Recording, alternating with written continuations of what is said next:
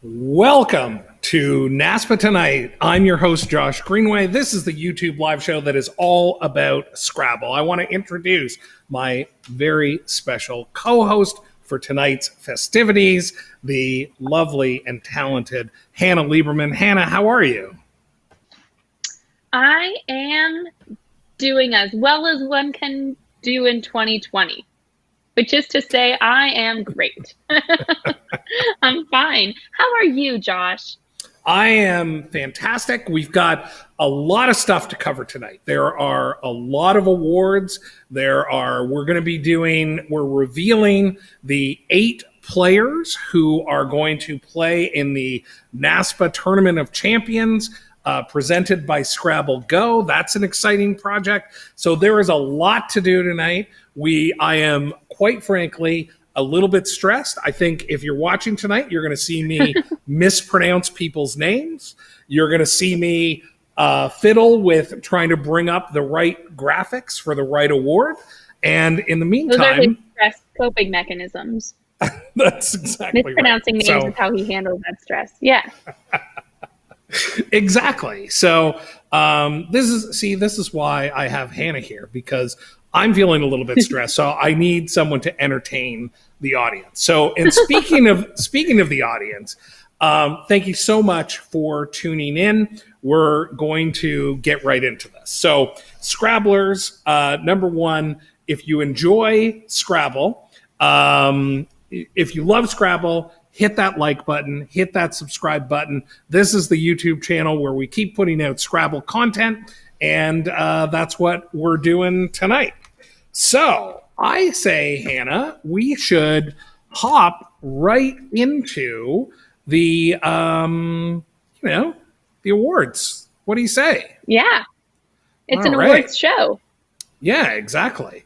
I almost forgot to put up our little lower thirds. Truth in advertising. That's who we are. Yeah, I like that. So, all right. Here we go. The first thing that we're going to be awarding tonight, the first award is the longest winning streak.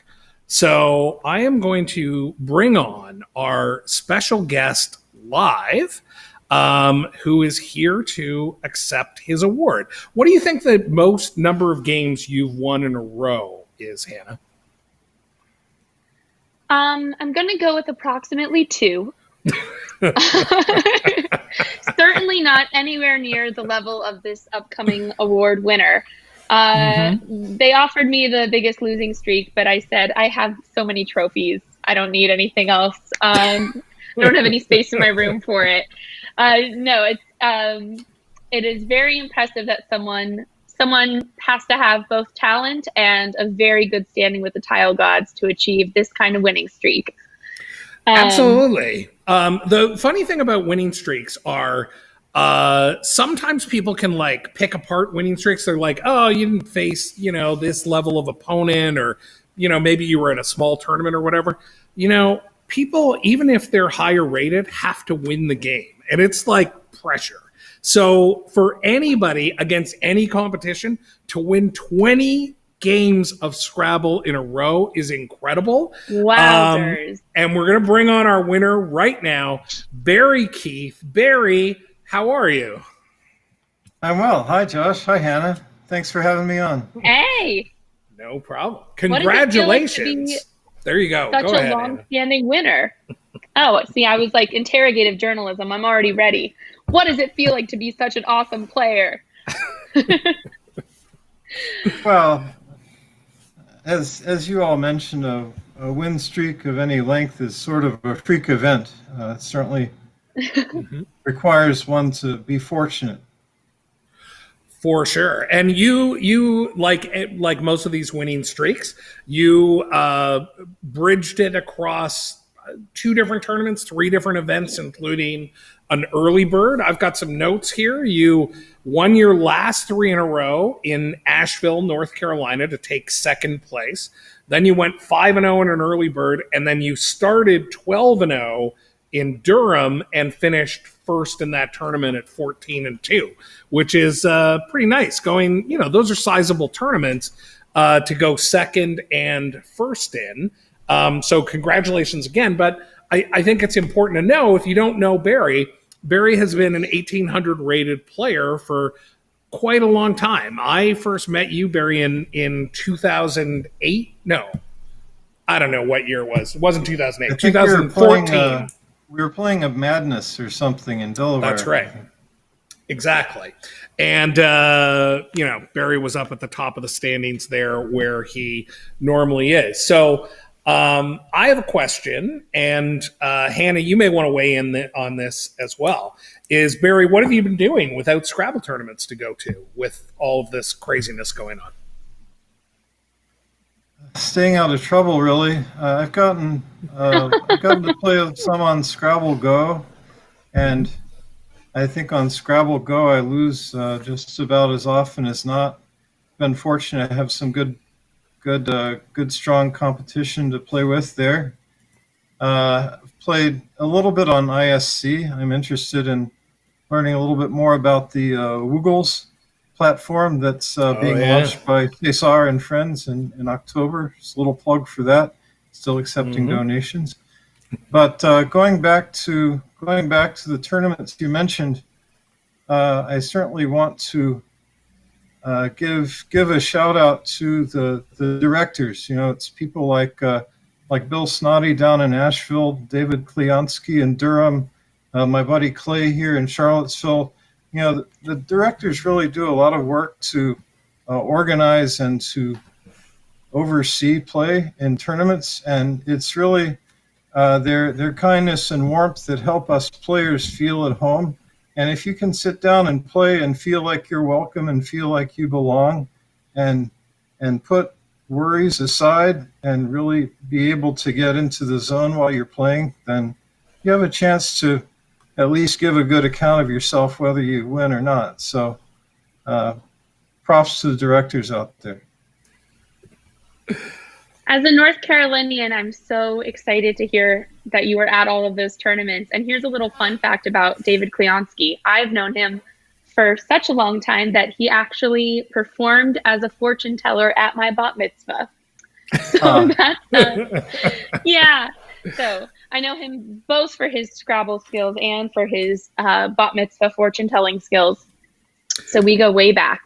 Fantastic. And I got to meet your mom, Hannah, way back too, when she wrote Night Slam, and she was so generous to come 3+ hours all the way to Charlottesville and do a presentation at my daughter's middle school. My daughter Hannah, when she was in 6th grade, is now beginning her graduate studies. So it's been a few years now, but I've enjoyed a friendly association with folks down in Carolina for a while. So, well, that's awesome. There you go. I was going to say that Asheville tournament is awesome. If you haven't been, you should check it out. Like I said, Barry and I were both there last year. Hannah, you missed it, but your sister was there. I interviewed her. Oh. And was she? She was. So shows how well I'm keeping track of my sister. She was in Asheville. Cool. There you go. So, Barry, congratulations again. Thank you so much for joining us tonight. I want to show everybody very quickly. This is the award that you won that I think is somehow going to get into your hands. I think it's going to be mailed to you or something like that, as opposed to being handed to you with your photo op that would normally happen at the NASC. So, thanks very much. And any final words, Barry, before we let you go? Yes, thanks for offering. I did want to mention about Asheville, and I have an idea. Again, no promises. We might get into this later. Despite Bill's hospitality and despite the kind demeanor of all the players in my division whom I got to meet and so forth, it wasn't quite the same without my friend David Gibson. So rest in peace, David. And the other thing I wanted to say is that winning streaks are kind of relative. And I think as we're remembering people, I never had an opportunity to meet him, although I've heard very wonderful things about the person he was, but I want to give a shout out to Avery. I understand back in the day he compiled a winning streak of 48 games, which might not be very readily approachable in high-level play.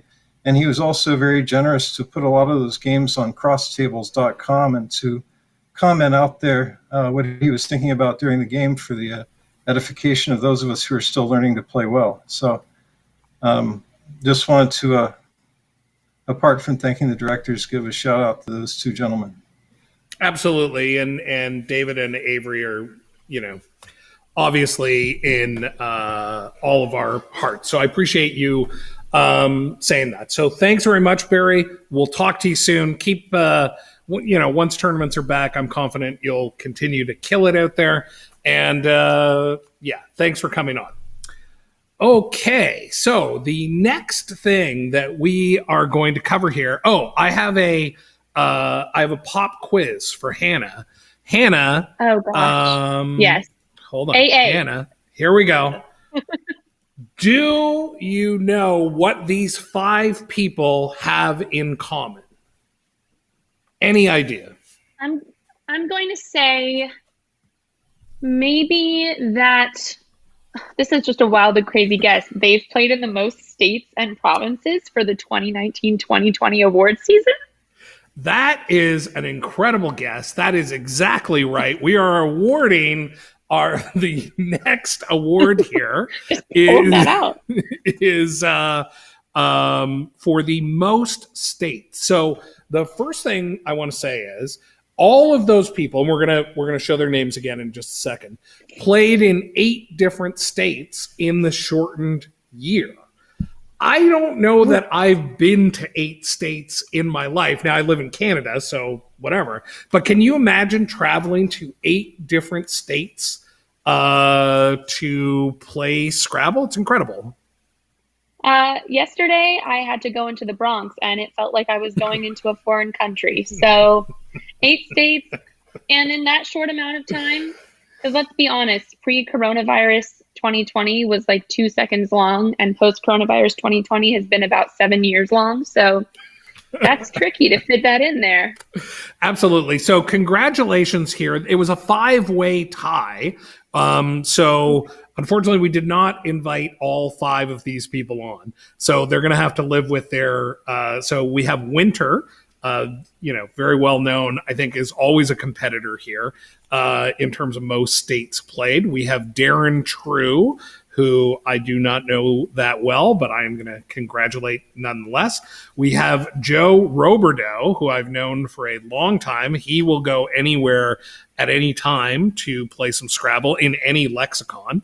And we also have Terry Kang Rao, who, it's hard for me to say that I do. Well, I love Terry. She has come to every one of our Niagara Falls tournaments, and it's always a hell of a journey for her to make it up to Canada. So just major props to her. And the 5th person is Rashid, way up there in terms of Colin's achievement and all that kind of stuff, and someone who is very active on the scene. So anyway, I think that's a cool award. I think in a full year, we've seen people play in like 13 or 14 states. If people are out there in the chat and you've played, you know what I would love to hear? Number 1, how many states do you think you've played Scrabble in your life? And I also want to hear from all the 50 state people. One of the things I love about Scrabble Facebook is all the people who have visited all 50 states. Or if you're one of those people counting the number of states you've been to, throw into chat the number of states. I find it super impressive. Hannah, what's your favorite state? How about that? That's a good question. Oh gosh, happiness. That's a hard call. I'm a very recent New Yorker. I don't even know if I qualify as a New Yorker yet, but I definitely go into New York City withdrawal whenever I travel anywhere else. Something about the sight of a rat on a subway just warms my heart. Here's a little fun fact for you, Josh. Darren True was actually the original name of the game Truth or Dare. They just kind of altered the conjunction in the middle a little bit. Flip those terms around. They were like, wait, there's a catchier way to say this. I'm gonna go with New York right now, but only because it's where I'm living, and I feel like something bad is going to happen if I say anything else. I want to shout out a couple people in the comments. My favorite state has got to be as a Canadian. As a Canadian, I mean, it's got to be New York State. Like, I help run all those tournaments in upstate New York. I love New York City. I would say New York is my favorite state. I also want to shout out people in the comments. Judy talks about certificates will be mailed. Barry's was actually mailed yesterday. That's nice. Cesar says the Bronx is awesome. The Bronx is awesome. That was in reference to your comment, and that's where he grew up. Mark Trencher says 41 states visited. Very impressive. Portia said only played in 2 states. Going to have to expand on that. And and Kieran says only 1 state matters, New York. And Cesar says I've been to more provinces than most Canadians. So that's pretty impressive. Now, let's get to, very quickly, we want to keep this thing moving, Hannah. We're going to go to our next award. Do you know what our next award is? It is the I'm just going to send. Go ahead. Please announce it. Most games played. Most games played. That's just me. I just have a sense about these things. It's definitely not a document that I've pulled up on my screen. Do you know what your record is, or if you had to guess, the most games you've played in a year? Well, see, this isn't a fair metric because we're talking about tournament Scrabble, but as you know, I grew up in a Scrabble family. So if we were guessing competitive games played, I quarantined with my mom in North Carolina. I must have played her in roughly 43-minute games of Scrabble a night. So it would be a very difficult number to accurately guess. Yeah, so this particular award, I have some history with. So this is just rated games. 1 year, I played 510 rated games in the year. Oof. And that's the equivalent of playing a 10-game tournament basically every week for 51 weeks of the year. I was crisscrossing states all over the place. But this year's winner in the truncated year still had 308 games. This is a person who always has a lot of games. This is a guy who will go anywhere and do anything to play more Scrabble. So we want to say congratulations to Jason Brosma here showing us. Jason is not live in case you think the screen is frozen. This is just a lovely picture of him. He's just really still. That's right. This is just a picture of him showing us proper mask technique. So I think that is always important. And I want to show everybody the beautiful certificate that Jason will be receiving soon. And yeah, most games, very impressive. This is always a highly contested category just because there are so many people who love playing lots of games. So those are the first 4 awards, 3 awards. I don't know what it was. But now what we were going to do with everybody watching here, and thank you again so much for everybody tuning in. We're going to keep giving you more stuff, more information. So we are going to start with the Tournament of Champions, the NASPA Tournament of Champions presented by Scrabble Go. This is an event that starts next week. I really should have brought a schedule, but basically every night next week, Monday through Sunday, we are going to be live streaming either best of 5 games Monday through Thursday, and then best of 7 games after that. So I want to show everybody. Let's get the blank one up first. So this is the bracket. Sound effect ready. Oh, please. So I will go from this to revealing the first 2 competitors here. I am excited about this. This is the scoop. So here we go. Are you ready, Hannah, to learn who the first 2 competitors are going to be? I am clutching my pearls. Let's see it. Fantastic. Here we go. It is Eric and Cecilia. So this is the first matchup I think that is going to happen next Monday night in a best of 5. So in case you don't know, by first name only, I will show you this, that we are talking about Eric Tran from Canada and Cecilia Lee from, I believe, California. Eric is a 2000 rated player, and he is also, I believe, the most recent Canadian champion. And Cecilia is NASPA's highest rated woman and has been a 1900 plus expert for a long time. I predict some great matches here, and I think it's going to be super exciting. What do you think, Hannah? I would be terrified to go up against either of them, which is a good sign that it'll be a very competitive match. Absolutely. So I want to say congratulations to Eric and Cecilia for being the 2 of the 8 who were selected. And I can't wait to see them compete next Monday. I hope you all tune in. The matches will take place on the NASPA YouTube channel here. There's going to be full commentary. We're putting together material like bio videos and little stat snippets, and we're really going all out to put this Tournament of Champions together. And we are also, these players are going to be competing for hold on, do I have this right? Yes, $10,000 in donations that will go to, oh my goodness, I don't have it in front of me, but the Dolly Parton Imagination Library. Half of it will go there, and the other half. That thing is so cool. I know, amazing, right? That's awesome. The other half will go to NASPA's literary charity, which I'm going to get the name wrong. Judy, I know, is watching. You can fact check me in the comments. I would appreciate that. So that's where the money is going. And these players are playing for fun. They're not going to be financially compensated. But, you know, if they want to be the winner of the Tournament of Champions, they're going to have to play hard. Absolutely. And that is such a cool cause to send all that stuff to. Did you know Dolly Parton has, I think she set the record for most books donated in the United States. She's donated so many books. So very, very worthy cause.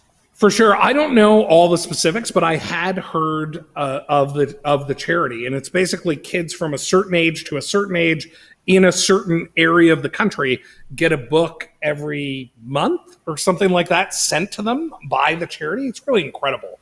So really, and it's super important now because a lot of kids don't have as much access to books now that they're not physically going to school.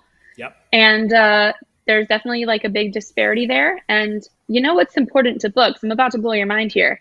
It's words. And you know what Scrabble players like? I'm kind of putting 2 and 2 together here, buddy. Absolutely. And hopefully of course, we'll contribute to the next generation. NASPA's literary charity, the NASPA Foundation for Youth Literacy, also, I believe, gets involved with School Scrabble and all that kind of stuff. So both very deserving charities. So we're excited about that. Please tune in next week. Let's get back to giving away some more awards. What do you say, Hannah? I am all for that. Next up, I think we're about to present, I'm going to stop this joke now, highest win percentage for the lower divisions.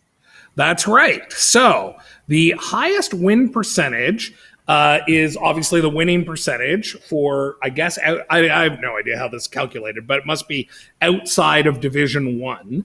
And the person with the highest winning percentage there is Evan Yurko with a 67.7%, or 2/3 games, and there's probably some qualified number of games, but winning that award. So now what I would like to show everybody is we have a little video from Evan receiving the award. Now, I'm going to warn people, this video is a little bit on the quiet side.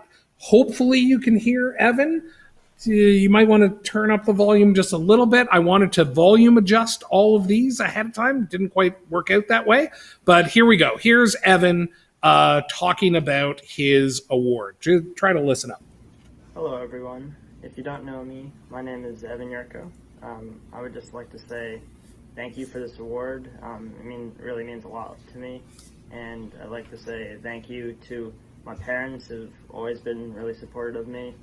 And thank you to the NASPA community, because the Scrabble community is like nothing. Oh, there we go.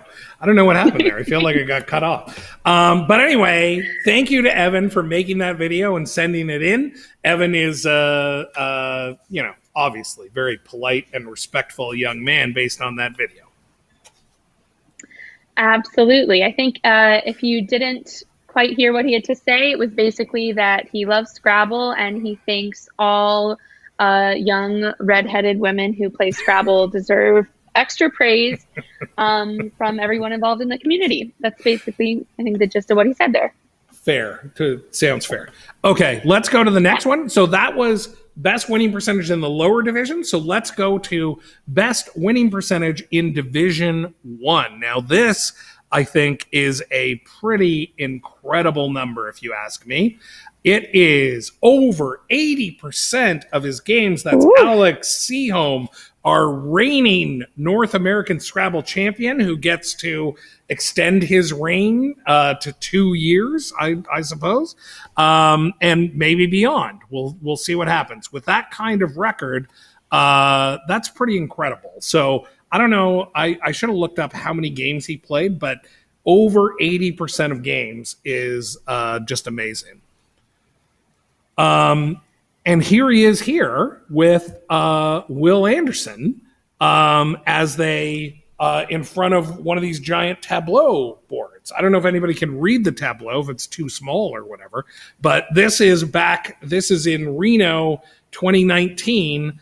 Where I don't know what was going on. This must have been late in the event. So still pretty impressive, 80.5% of his games. Hannah, what do you think? That is incredibly impressive. Now, something you need to know, he only played in 2 games. No, I'm just kidding. Definitely impressive. And I think you've made your mark on the Scrabble community when you make it up to the jumbo board. So you already know that was a notable player if your name gets up there. I got to be on the jumbo board once. That was cool. I got to be on the jumbo board once, but it was, I believe it was referencing me in relation to my mom. Something about vivacious children. I see. We all knew it was me. I got to be on the jumbo board because I won a NASPA award last year. One of the awards that we'll be giving out later. So one of the things to know, everybody, is we're gonna keep giving out awards. We're gonna keep revealing players, and we're gonna move on in a second. But one thing to know: our big awards, Rose Award, Person of the Year, Player of the Year, those are on at the end of the show. So buckle in. We're gonna keep moving here. So the next award that we are giving out is the largest total spread for the year for NWL. So this is really an incredible number.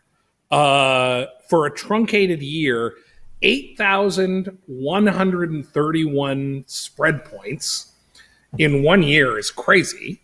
And in one game? My God. No, it was...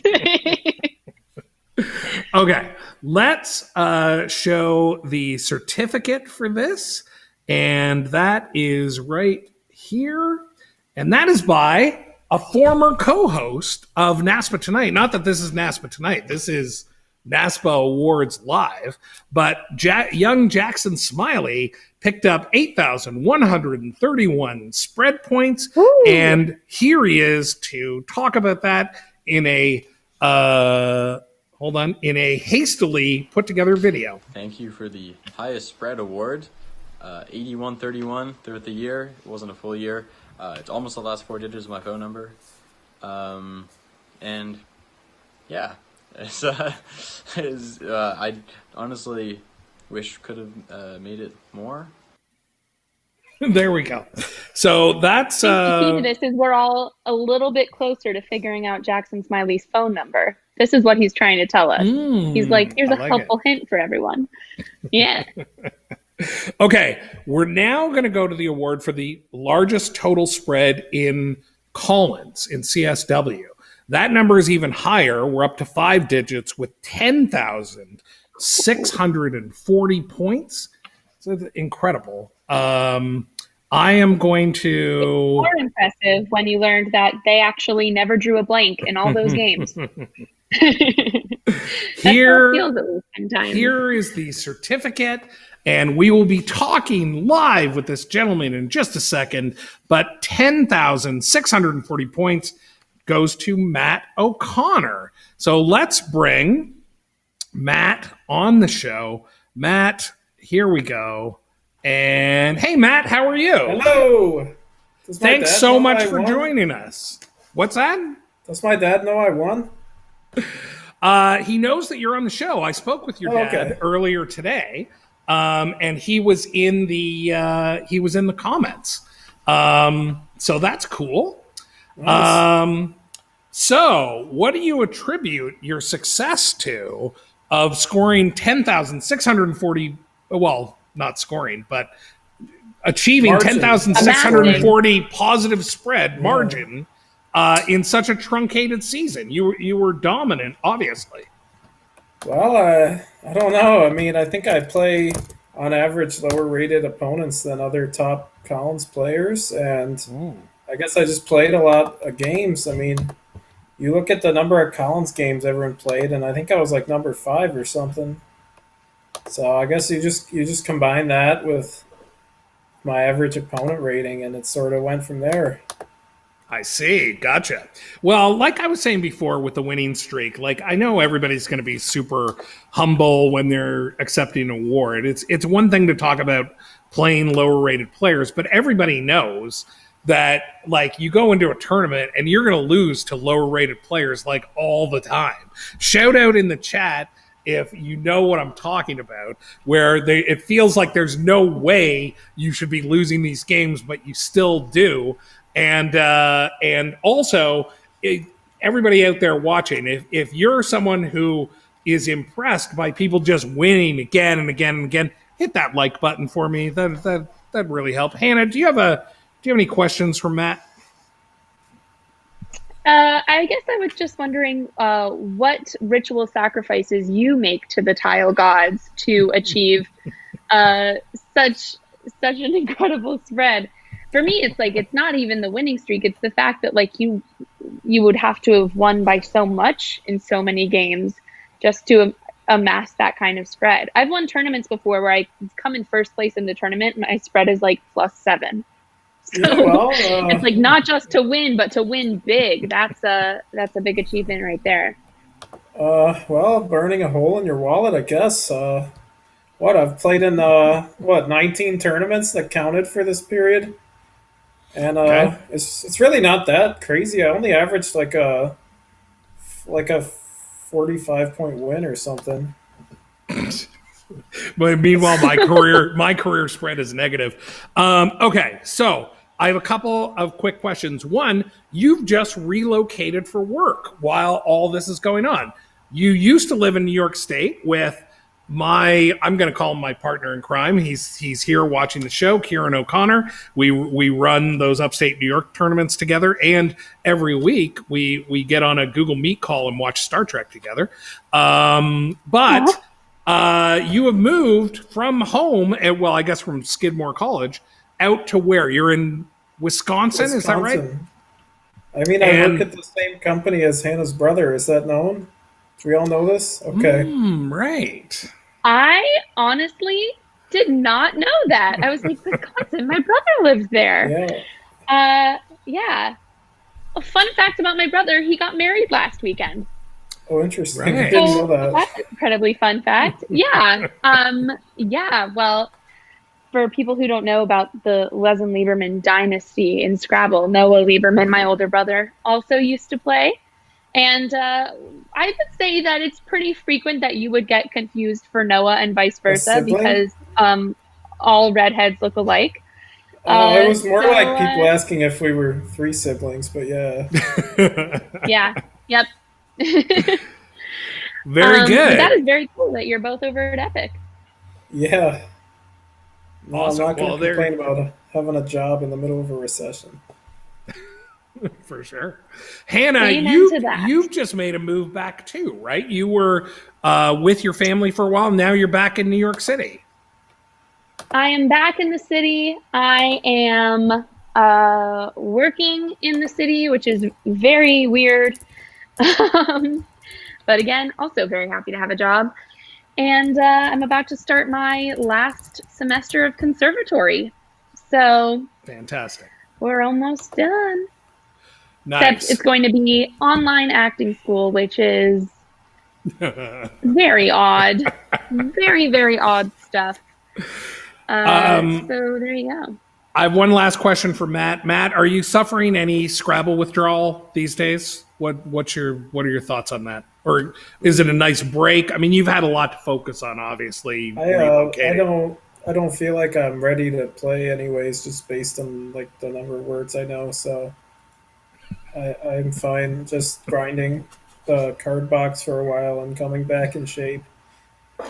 Beautiful.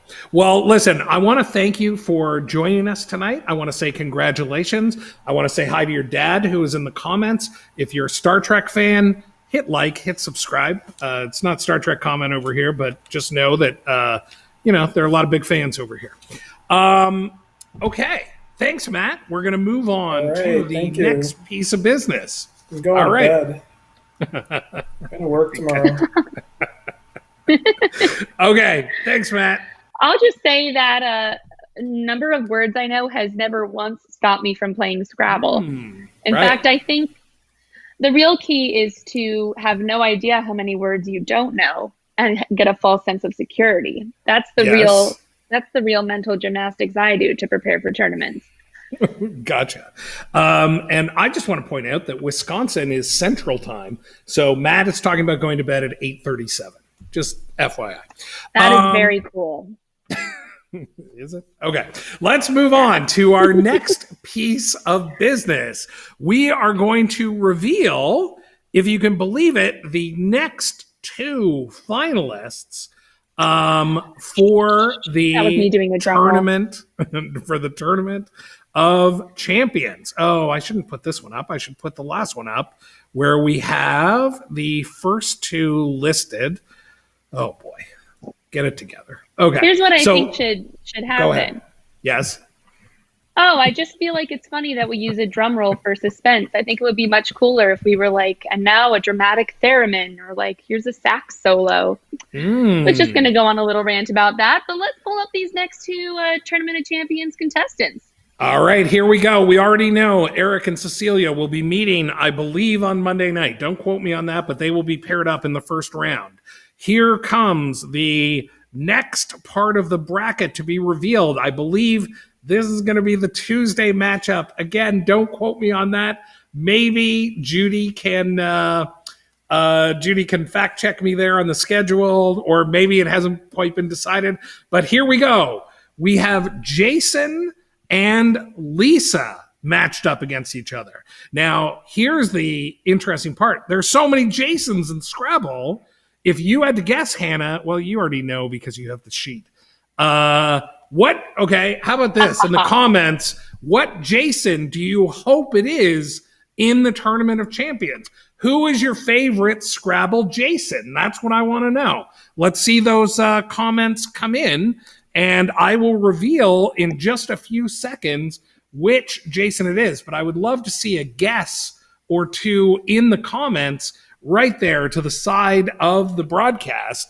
I'm going to say special points to whoever comes up with the most outlandish Jason who could be playing in the NASPA Tournament of Champions. My pitch for that would be Jason Derulo. I think that would be absolutely hilarious.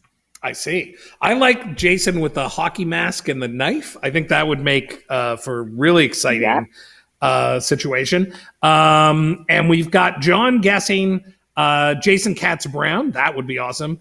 And 80s guy, I don't know who you are, 80s guy, saying Jason Idelsky, that would be awesome. But no, neither guesses are right. Here we go in 1 second. Oh my God. Here we go. It is Jason Keller and Lisa Odom. So Jason Keller. Whoa. Jason Keller is a 2,000 rated plus Collins player whose rating is a little bit lower in NWL, but this tournament is going to be all NWL. So, hopefully he'll be able to avoid lexicon confusion.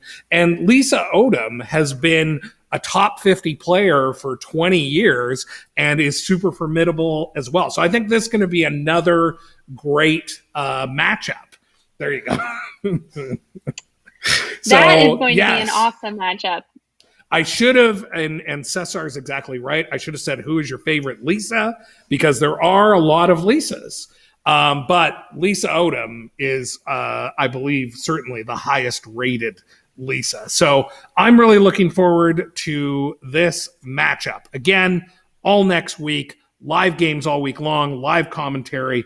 Be there or be square. Okay.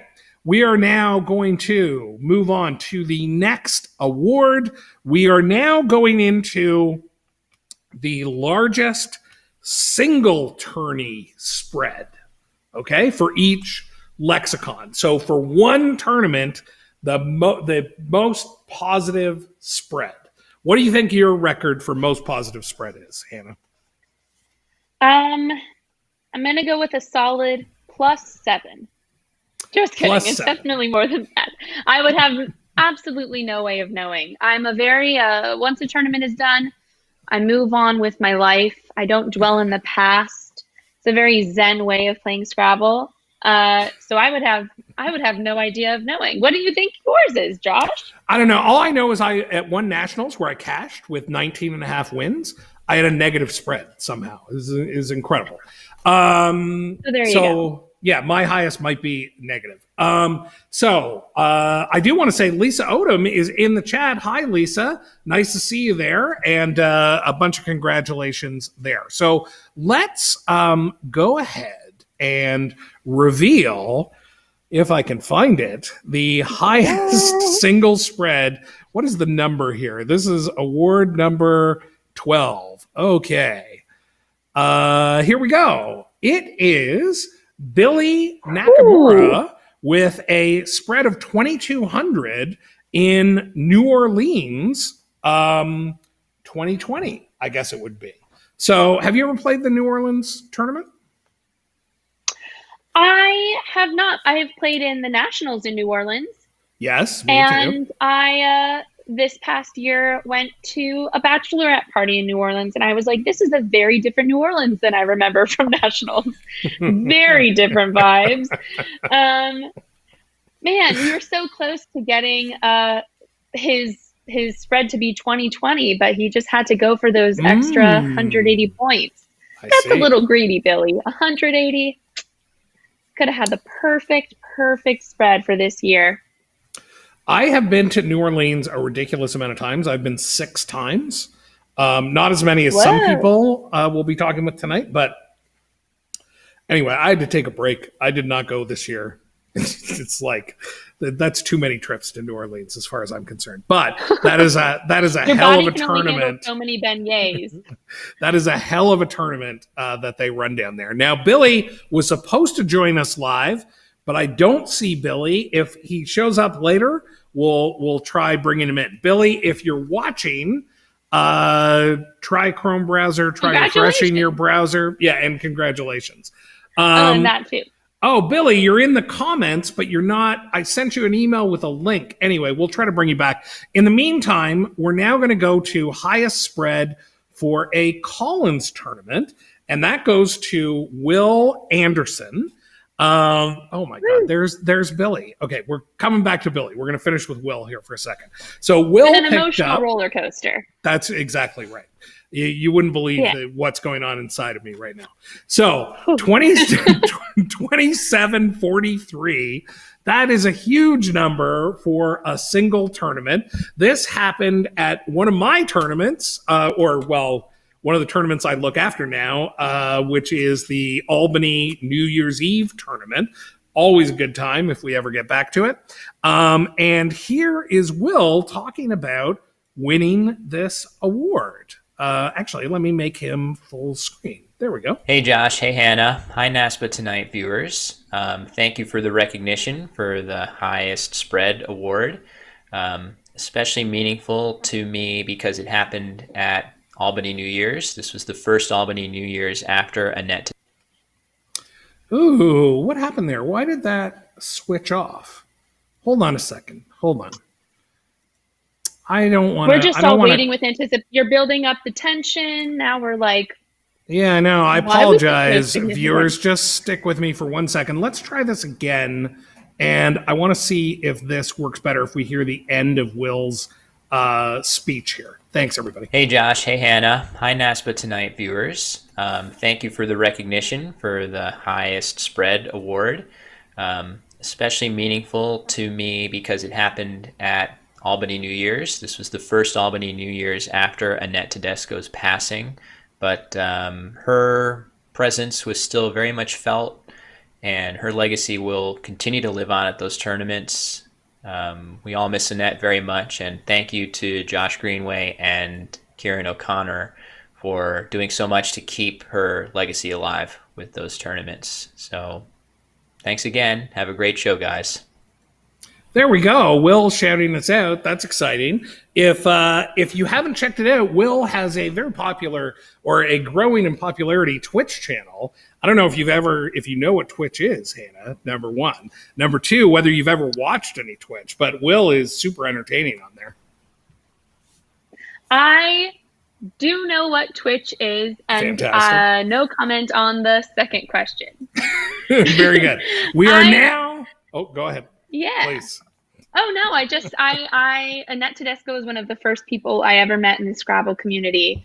And she was quite the character and honestly was a huge source of inspiration for me in accent work this semester. So big shout outs to Annette Tedesco for that. And I'm so glad that the legacy of her tournament has continued.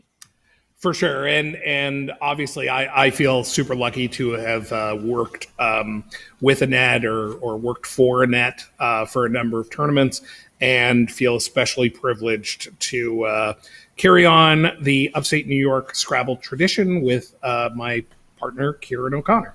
Okay, we're now going to bring Billy in. We've got Billy. All right, here we go. Billy, nice to see you. Congratulations. How are you? Hi, good, thanks. I just had to refresh my page. I didn't know why it wasn't showing up. Technology these days. I apologize for that. So, number one, New Orleans. You picked up, I believe it was 2,200 spread. What do you remember about that tournament? It was just a dream tournament. Like, every draw seemed to go my way. The board positioning, just kept going my way. And going into that tournament, I was pretty confident, having won that division the previous year, but I never expected to do as well as I did. Awesome. And did you win the tournament? I have to imagine at that spread. Yes. Yeah, okay. I went 19-1, yeah. Amazing. That's incredible.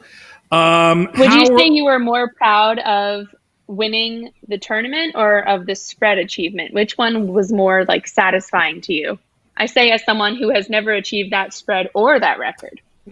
I think we all we would all rather have more in the win column than in the spread column. So definitely the wins. Absolutely. That spread is just a tiebreaker, although still 2,200. That's just a dominant performance. How are you doing without Scrabble tournaments? What are you playing online? What are you doing? Have you forgotten all about it? What's happening there? A little sad, missing the clubs that I normally attend out here in LA. Mostly just playing on ISC, occasionally on Scrabble Go. I think I'm playing you right now, Josh. But that's about it. That's right. Yeah. Nice. Right now, Josh, focus on the show. Speaking of New Orleans, Cesar says in the comments that he had his bachelor party in New Orleans. So that's cool. Someone else said something about bachelorette party, right? That's what you just said. It was me. I went to my friend's bachelorette party. Oh, it was, my goodness. We didn't play any Scrabble. I was like, what is this? Some party. How about this, Billy? Where do you live, first of all? Like, how close are you to New Orleans? Oh, I live in Los Angeles, so nowhere close. Okay. So and not.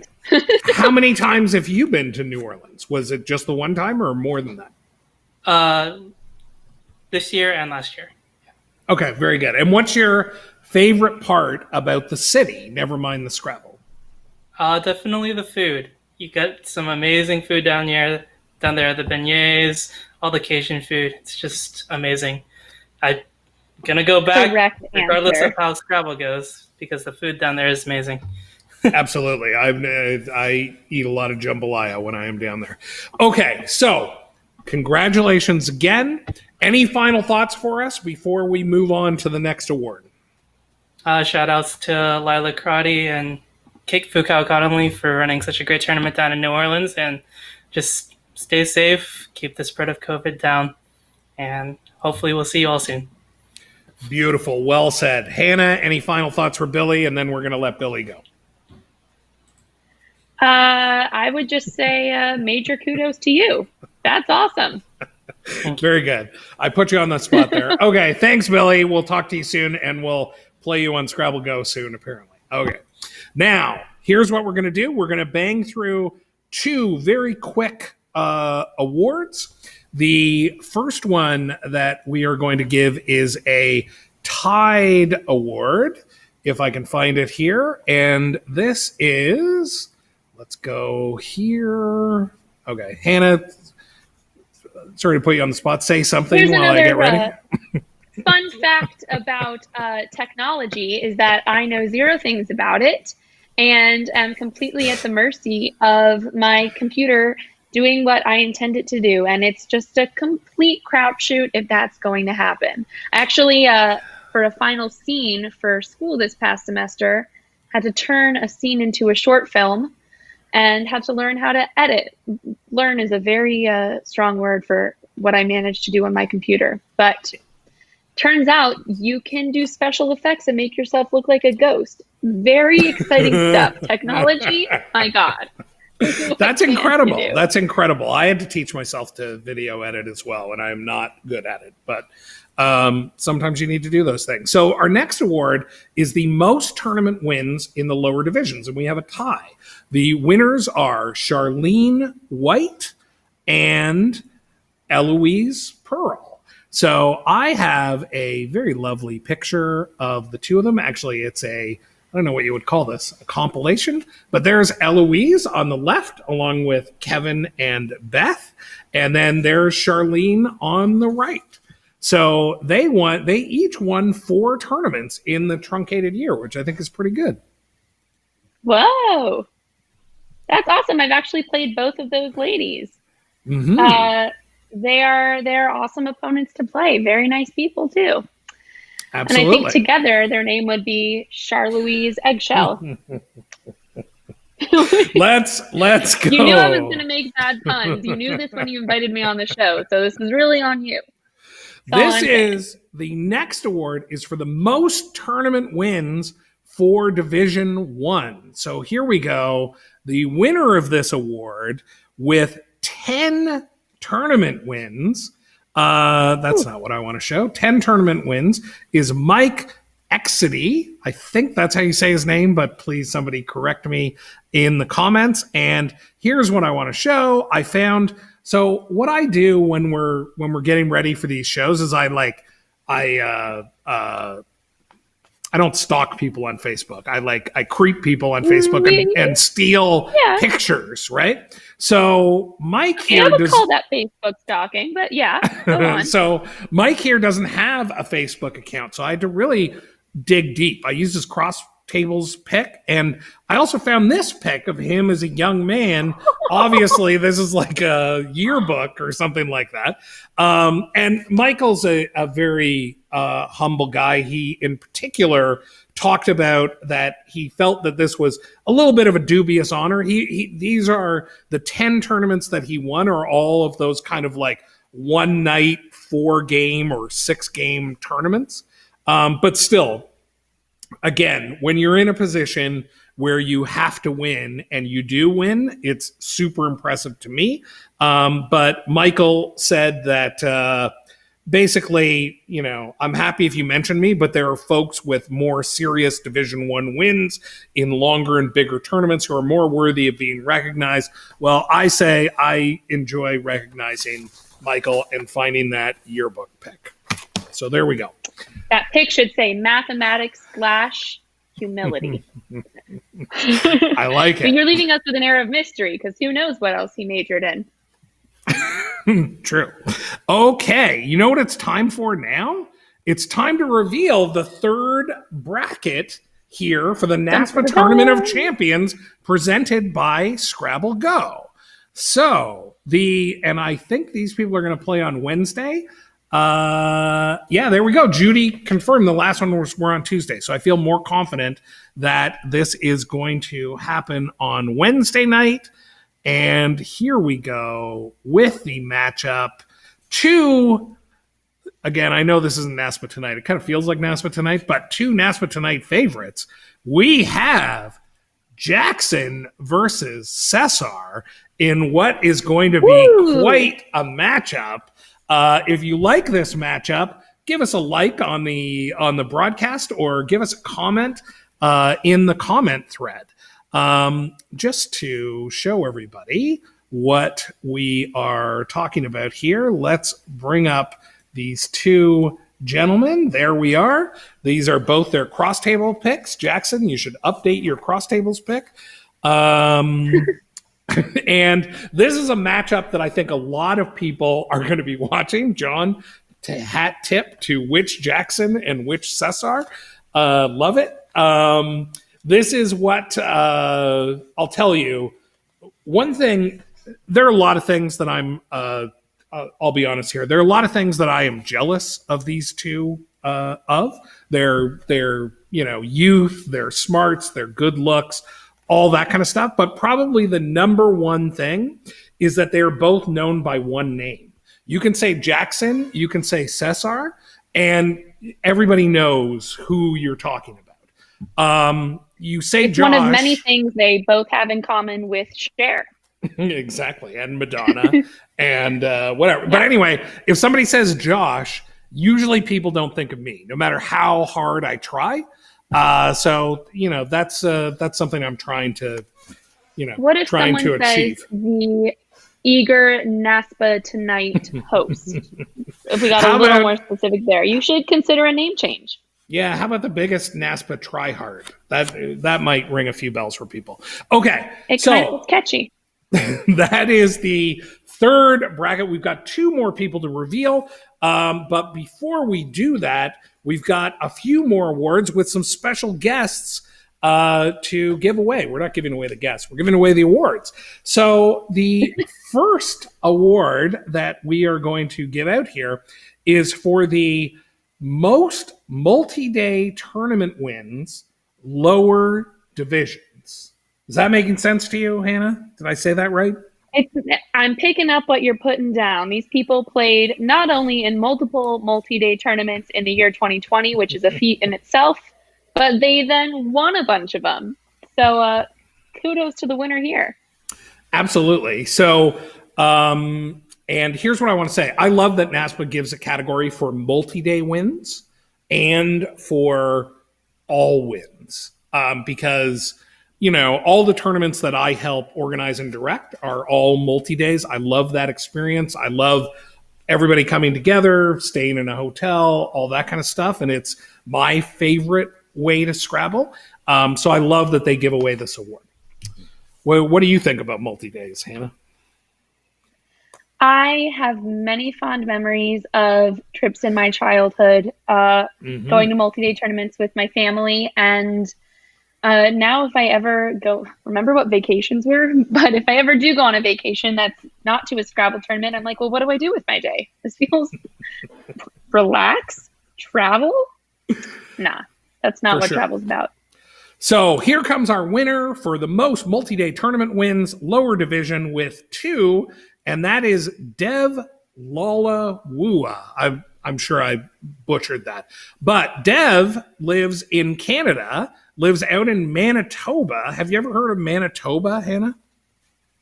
I sure have, but let's stop quizzing me about Canada starting now. So, here's the picture. Again, I could not find, or I think I tried to friend Dev and I tried emailing, and I just couldn't get anywhere. So I started Google searching, and I think this is Dev. Okay. So fingers crossed that I have this right, but here comes the picture. Now, Dev, as far as I can tell, lives in Brandon, Manitoba, which is not even the biggest city in Manitoba, but runs a Indian food restaurant.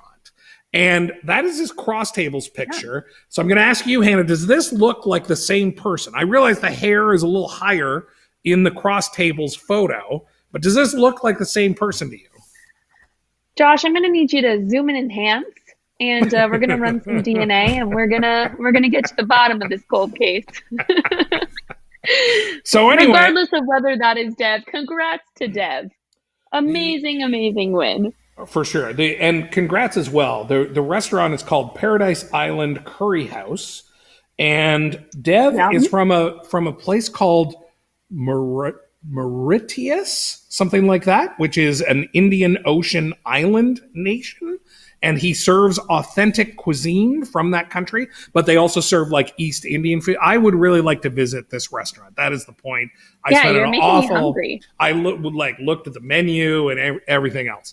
So that's you what I went down spent. A rabbit hole. You went down Exactly. That's right. Watch it turn out that he doesn't own this restaurant at all, and you just spent time exploring a Manitoba Indian cuisine restaurant. A good use of the afternoon.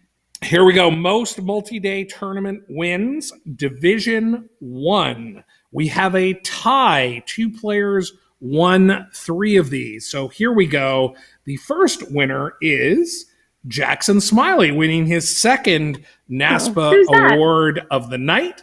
And tying Jackson is Austin Shin. So both of them won 3 multi-day Division 1 tournaments. And guess what? We have video from both of these gentlemen. So let's hop into that. And I want to make sure we don't cut anybody off.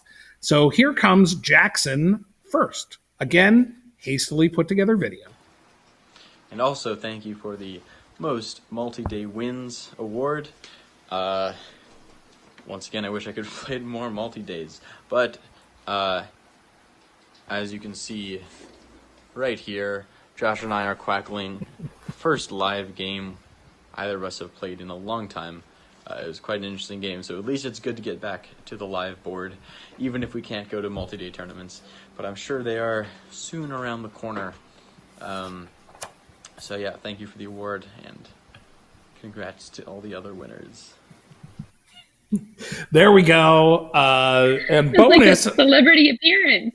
That's right. Bonus appearance by the much more highly rated and taller Josh. Okay. Now we get the second. Now we get Austin Shin's video. Also, here you go. This is well done here. Here we go from Austin. Hi, NASPA Tournament viewers. This is Austin Shin here. So I can be here live to accept my award for the most multi-day tournaments won. Luckily, the last of which I managed to win the weekend before NASPA closed down all the tournaments and clubs. Hope you're all staying safe, staying well, and hopefully I'll see you in a tournament round soon. Bye. There we go. Did you see the T-shirt? Super pleasant. Oh, I know. Oh, yeah. Austin's great. That's like Austin's catchphrase. So that's why that was there. Yeah. Okay. Man, I need to get a catchphrase, and I need to get T-shirts of that catchphrase. Putting it on my to-do list right now. Here we go. I want to thank everybody for sticking with us. We are almost at the very big awards and the end of the night. We still have the last pair of competitors in the Tournament of Champions to give away. We still have the Rose Award, the Person of the Year, the Player of the Year. All of those awards come with a very special guest awarding them. And speaking of that, we have a very special guest with us now. Actually, let me make sure that our very special guest is here. Hold on one sec. Yeah, This is she another, is. She is. Oh, yes. Go ahead. So here we go. You know her, you love her, former NASPA Person of the Year, and all around school Scrabble, youth Scrabble, Maven, the chairperson of the NASPA Youth Committee, I think it's called. Here she is. Again, you know her, you love her. Cornelia Guest. Cornelia, how are you? Uh-oh, we can't hear you. Did you mute yourself by any chance? I did, yes. There we go. Now we can hear you. Yeah, I'm so sorry about that. How are you? Good, good. I'm happy to be here. Thank you for inviting me. And I'm here to present the Youth Achievement Awards. Absolutely. And before you do, we're gonna get into these awards, and there are 3 categories of awards. And again, just everybody watching, once we get through the youth awards, then we're gonna be heading into the end of the show. And so, first of all, Cornelia, how are you dealing with there not being any Scrabble tournaments? You had to cancel, I believe, your Poughkeepsie tournament right at the beginning of this. Are you suffering from withdrawal? Well, I'm actually really getting a lot of online Scrabble in. And I've run 2 online Scrabble tournaments. One for Alzheimer's, we raised over $3,300. Amazing. We did one just a week ago that raised money for the Philadelphia After School Activities Program, made over $1,200. And I've got one coming up that has promised to give $3,000 to that event. So I'm doing well for charities. That's incredible. Yeah. And, yes, I miss seeing everybody in person, and I look forward to that.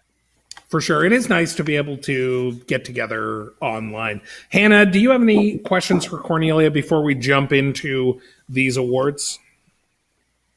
I guess more of a comment. I got to play in one of those online charity tournaments, and they were super fun. It's like all the fun of a Scrabble tournament with an excuse to be in your pajamas the whole time. So I highly, highly recommend. Not that that stopped some people from wearing their pajamas regardless, but it was a great time and super well organized, and it was a blast.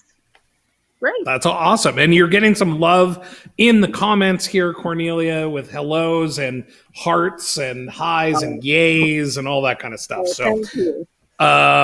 Okay, let's get into it. So there are 3 categories of awards: elementary school, middle school, and high school. So are we going to start with elementary?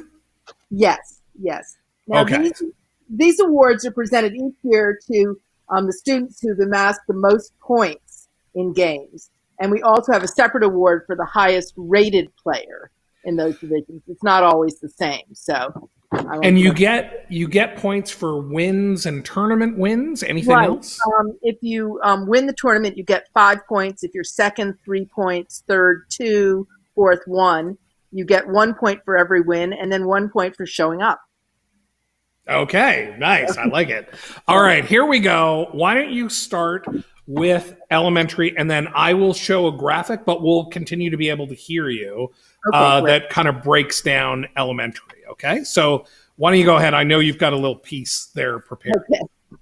This year's Elementary School Achievement Award winner, Nathaniel Campos from Ridgefield, Connecticut, was last year's winner as well. A 4th grader who plays at both the Ridgefield Library Scrabble Club and the Brookfield Scrabble Club, Nathaniel this year studied Collins with Cedric Lewis and competed for Team USA in the 2019 WESPA World Cup in Malaysia. Among his accomplishments this season, Nathaniel won the Terror of the Tiles Youth Tournament, teamed with fellow Ridgefield Library Club player Jake Nadal. He also won his division undefeated at the recent virtual Youth Literacy Benefit Tournament, Nightbird. In addition to winning the Achievement Award, Nathaniel finished the year as NASPA's highest-rated elementary school player, with a 696 NWL rating and a 676 Collins rating. Another Ridgefield Brookfield player, fifth grader Will Nispel, finished second in the Elementary School Achievement Awards. Beautiful. Okay, and congratulations. Great kid. Nice. Congratulations to Nathaniel, and I think we have here is his achievement award, and then I think this, I guess, is his as well. He's going to get two of these in the mail. There is high rating. So let's move on to middle school, which features a very prominent Canadian. So if you want to take us through middle school, that would be awesome. Okay, great. This year's middle school achievement winner, eighth grader Noah Slatkoff from Ottawa, Ontario, had a sensational year.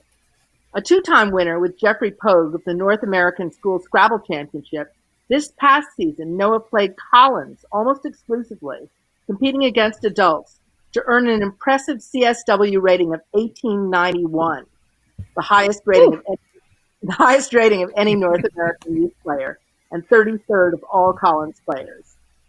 Playing in Division I against top-ranked adults, Noah finished 6th out of 50 players at the Niagara Falls tournament, first at the Ottawa Early Bird, and second at Kingston. Since the pandemic, Noah has been a top finisher in a number of online tournaments. Second middle schooler was 8th grader Vikashini Shires of Dublin, California. Fantastic. So congratulations to Noah. Noah is going to get 2 awards as well. There is first place, and there is that incredible rating of 1891. Like, literally, I know he's focused on Collins right now, but he could be playing in that Tournament of Champions.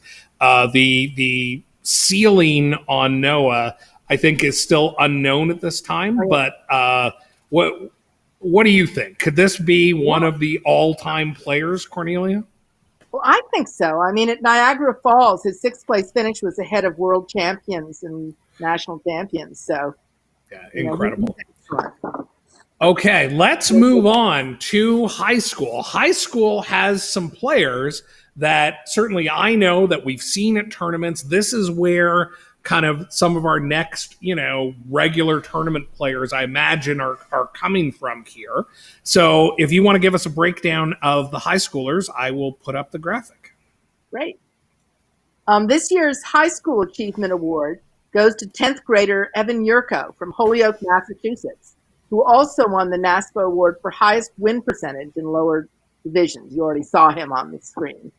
Mm-hmm. Evan, who started his Scrabble career with Ben Greenwood, won 3 Florence tournaments this year, plus finished 3rd out of 71 players in Division III of the 2019 North American Scrabble Championship, and 2nd in Division II at the Albany New Year's tournament. 2nd in the division went to Isaac Bolton of Boynton Beach, Florida, who played his first NASPA event this past August. Isaac was also the winner of NASPA's Top Rating Games Award. Very good. So we have a couple of things here. Number one, I have another high schooler too. Pardon me? I have one other high schooler to mention too. Oh, go ahead, please. Okay. Evan did a lot of winning, but he didn't end up with the highest rating for the year. That went to Zachary Ansel. And he's from Los Angeles, California, and he finished the year with a 1612 rating. This is the 3rd year in a row that Zach has topped the rating list in his division. So an amazing player. Nice. Here is Evan's certificate, and here is Zach's certificate. And now we have videos from both of these young gentlemen. So I'm going to play these, if I get it right. I'm going to play these back to back. So we're first going to go with Evan, and then we'll go with Zach. Here we go. Hello. If you don't know me, my name is Evan Yurko. I'm accepting the award for high school youth achievement and highest win percentage non-Division One. I just want to say thank you for this experience, and I'm so grateful to be able to play and receive this award. It means so much to me. And I just want to say thank you for my mom, who was always on the sidelines at tournaments. I want to say thank you for the Scrabble community, because it really is like a community like no other, and I'm so glad to be a part of it. Hey, Zachary Ansel here. Super grateful to have won the high school rating award. I'm glad that even in quarantine, I've still been able to play online with my friends, and that's been great. So I'm hoping that we can continue doing that, and I'll play all of you guys online, and hopefully when things get back to normal, we can play in actual tournaments, and I'll enjoy seeing you all again in person. There we go. So two very Those were both adorable. Yes, thank you. That's good. Amazing. Okay, and while we have you here, Cornelia, you mentioned Isaac Bolton, and this is a brand new award for NASPA. So we all know, I think we all know, and if you've done this if you've done this on cross tables like I have, watching that biggest ratings game, like I always end up looking at that chart. So if you like that chart as well, biggest rating game, give us a like on the broadcast, Scrabblers. But the winner, and probably will get a second award for being at the top of that list for the longest, given the break, is Isaac Bolton with 316 rating points gained. Cornelia, I know you mentioned something about Isaac. Can you just give us a sentence on Isaac? Do you know Isaac? I don't know Isaac, but no, he's an amazing young man who just started in August and has been playing along, doing very well. So an up and comer. Very good. Okay. So there we go. Cornelia, I really appreciate it. Everybody knows the amount of work and amount of passion that you put into youth Scrabble. And, if you love Cornelia like I do, let's have some more shout outs in chat. Hannah, any final comments for Cornelia? Great to see you. I've known Cornelia is another one of those people I've known for a very long time. I have fond memories of being caught in the rain with her children at Orlando Studios back when I was in like 7th grade. Yeah, that was great fun. Yeah, and I've actually been playing with Cornelia's daughter on Scrabble Go. So there you go. Fantastic. Cornelia, any final thoughts before you leave us here? No, I thank you so much for doing this show. I mean, I was so sorry we didn't have nationals this year. And this is great to be able to acknowledge the players that have done so well. I'm sure they appreciate it. For sure. Okay. Thanks so much, Cornelia. I'm sure we'll see or talk to you soon. Okay.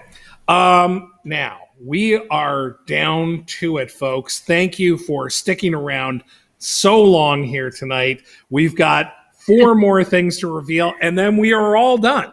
So the first thing that we're going with is we're going to complete the bracket. Okay? So let me find wherever we left off the bracket. That was another drum roll in case thank you. You couldn't tell from my awesome pantomiming. That's amazing. Let's go to, oh my goodness. No, that's the full one. The this is last exciting one. because we already have some amazing players up there. So I'm very excited to see who's rounding out this bracket. Right. So there are the 6 that we know. Eric and Cecilia are playing Monday. Jason and Lisa are playing Tuesday. Jackson and Cesar are playing Wednesday. And here comes our Thursday matchup. I should have gotten ready while I was saying all that. Here it is. We have Austin and Lori. That is Austin Shin, and Lori Cohen. If you don't know who these players are, I'm going to bring up a picture of these two lovely humans. Here we go. Now, Austin- we couldn't find the picture, so this is something we got from Google Street View. We actually hired someone to sneak. No, okay. Go ahead. Hilarious. Okay. Austin Shin, of course, fairly recent, came over to the States from the UK, I believe. God, I hope I don't get that wrong. For love and, probably to a lesser degree for Scrabble.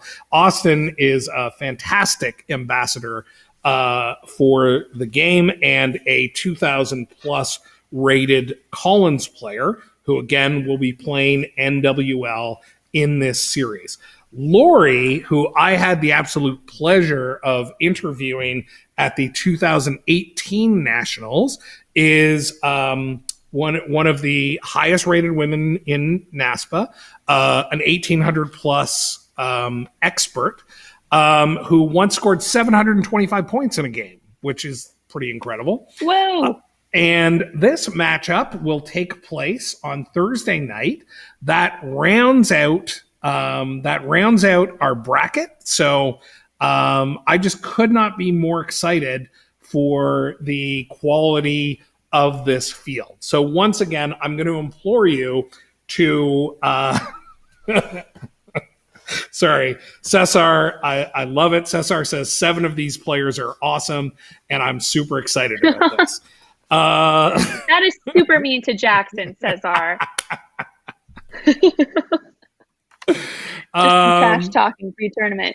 Okay, so I implore you, there are quite a few of us who are working very hard to present some what is hopefully going to be really exciting Scrabble content. So please, next week, tune in. Going to be lots of Scrabble. Let's get to our big 3 awards at the end of the show.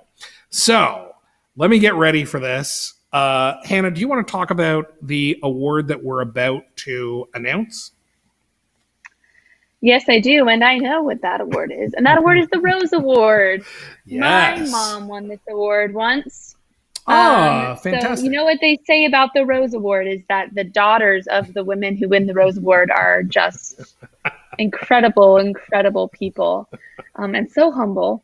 Beautiful. No, the Rose Award is an amazing award, and I think it's so awesome that we have a special award specifically to honor women in Scrabble. And I've known many of the recipients in years past, and they're all awesome people, and this year is no exception. Okay, let's bring in our very special guest who is going to present the award. He's going to talk about the background of this award and then the award winner. So that is the order here, everybody. Let's bring on longtime division leader at NASC of the Collins division, Jason Idelsky. Jason, how are you? I'm doing well, guys. How are you? Good. Jason, pretty recent. Well, I don't know. When was it? When were you on Wheel of Fortune? That was awesome. It was November. Okay. Absolutely. Very, very recently. So that was super cool. And Jason, before we get into the award, how are you doing without Scrabble? Are you surviving okay? What's going on? Yeah, I'm surviving okay. You know, I didn't realize until about mid-March how many of my hobbies involved other people touching things. You know, so it's been tough, you know, trying to fill the void that Scrabble and pub trivia and you know, things like that. You know, the void that has been created by having those things go away the last few months. But I'm doing okay. I'm surviving. Having Nice. sports fans has been a big help. Those Oh, who know yeah. me know I'm a huge sports fan. Absolutely. Hannah, do you have any hobbies that involve other people and touching things? I used to just go and lick subway poles, and that's apparently Right. unsafe now. So Yeah. that's been a big bummer for me. No, I'm currently working part-time at a restaurant, and we're all gloved and masked and plexiglassed up. So we're trying to get back to normalcy here in New York City. And if there's one thing about New York, it's that it's never quite normal. So Absolutely. We're And making Jason, it work. remind me where you live. I feel like it's somewhere near Michigan, but maybe I'm wrong. It is near Michigan in that it is in Michigan, suburban Detroit. Very good. Okay, Geographically accurate, I would say. Yeah. Jason, the floor is yours. I'm going to put you full screen. We will, our mics will still be open, but everybody will get to see and hear you. So here we go. Hopefully you've got a little something prepared to tell people about the Rose Award and then the winner. And when you announce the winner, I will bring the winner on. Okay? A lot of explanation. Here we go. All right. Though there was no North American Scrabble Championship this year, NASPA is still giving out the Rose Award. Bob Schoenman's Pro Tiles established the Rose Award in 2009 in order to honor Rose Kreisworth's memory. At the time, he wrote, "Rose was an expert Scrabble player for over 30 years and cherished the game for its educational values. An accomplished player, Rose was as well known for her sense of fairness and her congeniality as she was for her competitiveness. The Rose Award will be awarded each year at the National Scrabble Championship to a female player who, in the opinion of the judges, best exemplifies the fierce competitiveness and compassion that we remember Rose for." Though this was an abbreviated year in tournament Scrabble, the seeds for this year's Rose Award were planted with a 6th place finish as the 26th seed in the Collins division of the 2019 North American Scrabble Championship. Since then, this player has shown her compassion while assisting NASPA in constructing our return to play guidelines, using her medical background to help keep us all safe both now and whenever we return to play. As far as competitiveness, at one online tournament, she streamed her games and provided commentary aimed at non-experts, showing her willingness to improve and help others improve. And in addition to her competitiveness in continuing to improve, she represented NASPA and herself excellently while competing on Jeopardy in April. For these reasons, the 2020 Rose Award goes to Mina Lee. Mina, congratulations. That is awesome. Thank you. Wow, I'm really honored. Thanks. Jason, beautiful job setting us up for that. Mina, how are you? Thanks so much for being here. I'm doing wonderful. Hi, Josh. Hi, Hannah. Very happy to be here. Hi. Fantastic. And of course, you were recently on NASPA Tonight and did a great job there. Talked about Jeopardy, talked about your professional work as a doctor, and as Jason said, helping NASPA steer the way back to play.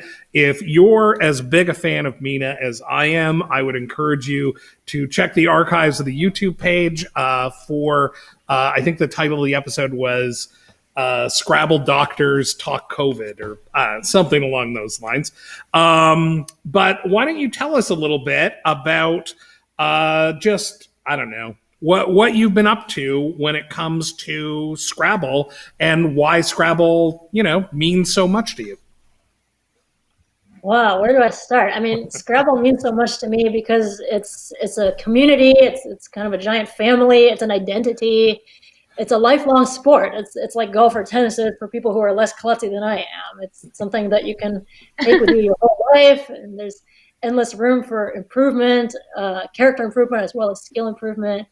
And I met my awesome husband, Cesar, through Scrabble, and so many wonderful friends. And it provides the excuses for several trips a year, at least in non-pandemic years.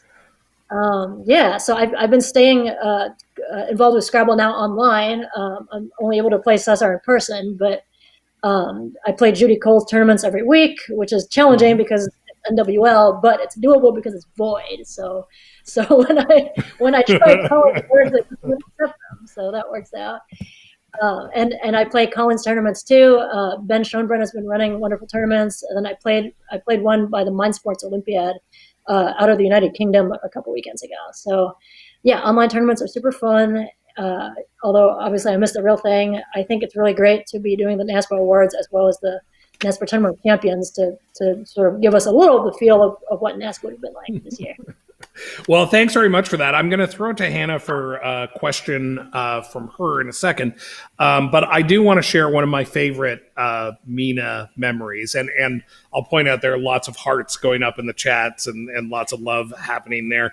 Mina and I were lucky enough to serve on NASPA's advisory board together for a couple of years. And one of my favorite memories of Mina is as you can tell, Mina's very polite and professional and caring about other people. And one of my favorite things is on the advisory board, we do these conference calls. And on conference call protocol is all about, I'll say, this is Josh speaking, and then I'll go ahead and make my point.